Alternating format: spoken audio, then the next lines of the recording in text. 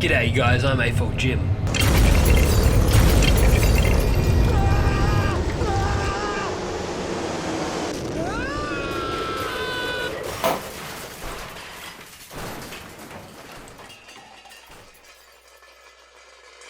Hello and welcome to my LEGO City update. This one's quite a long one, so I'm actually going to split it over into two parts. The first part I'll be talking about the underground train section and the roads up here, while the second part I will be talking about that and this area here. So keep an eye out for the second part coming in a few days' time. Okay, first up, massive change to the train station. If you remember, I had the escalators coming down here and then there's a tunnel that went in there. You can actually see what it looks like here, and now you can see the change that I've made.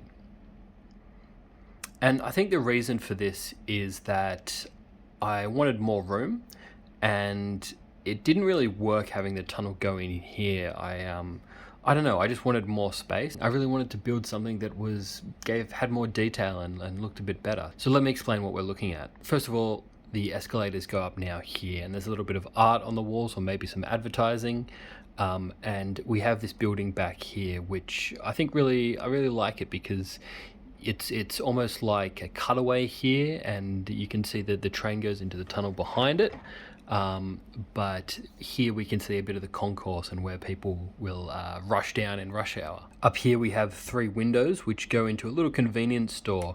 I had a bit of a better logo up here. You couldn't really see it from standing up, so I've just changed to these 4 colors, which I think I quite like. I think it signifies a small corner shop or grocery shop quite well. Moving on, we can see here, this is a little ticket machine, and there's a little barrier, a little gate here to let people in. That's how they get to the station. Right here, I really like the change in the fence or the barrier here.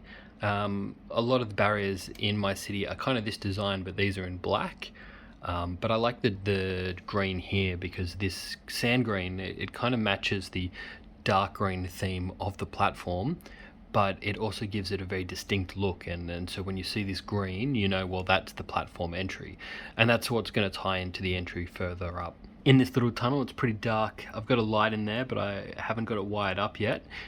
Basically, it goes in maybe 10 centimeters, and then there's some stairs going up, and I'll explain where it comes out a bit later. Down below, I just want to add some detail. I put a ladder in the center here, and then I kind of wanted to make a bit of a sewer looking place. But the thing is I couldn't go too deep because that's where the train runs in behind. So I just made this little kind of sewer with some greenery in there, and then some water potentially coming out from the side and then spilling over. And I really like this design. I like there's a little walkway on the side. I think this is quite unique. And there's a snake in there because I wanted to add some animals, but I really like this. I think it looks great. I love the detail at the top. I'm really proud of it. And then over here we have a similar design to the one on the right, but this one I wanted to do something different, so I decided, well, maybe this one's all dried up, and I wanted to add some detail, and then I thought, well, what's kind of icky and what's gooey and what can be under the city? So I added these red kind of dots here, and this guy who's in a clean suit, and he's touching some of the red goo.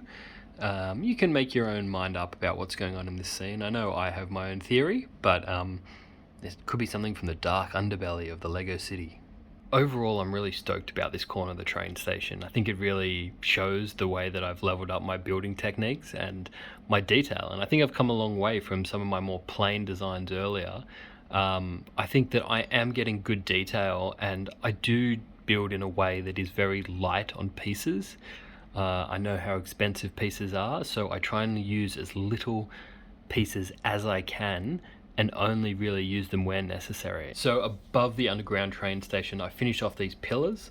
I used some dark bluish grey just to maybe add an idea of concrete up here, and then this brown with a layer of dark bluish grey underneath and green on top to kind of represent grass, greenery, and then dirt, and then concrete. And I think that works really well, and I'm really happy with it. Okay, moving up, this is the old bridge that used to sit in this exact position. I haven't started it in yet because there's a few changes that I want to make, but I have added this bike lane, which I think is pretty cool. It just adds a pop of color. And another big change, which you might not notice, but for me, it's everything, is that this long roadway, I always had a problem where didn't really fit. It wasn't flat along here. And now I pretty much redid the behind of these shops, and it's flat and it's nice and it's all studded in and it's all tiled off, and I think it looks really nice back there, and I'm really happy. It's a detail that probably no one will notice, but I really like it and it makes me happy. The other small change that has happened here is that sign for the, well, basically it's a sign of tools. I know it looks like a bit of a blacksmith, but we'll say it's for the tool shop, has gone in, and the awnings have been kind of redesigned to fit it in. And it makes my tool shop look really good.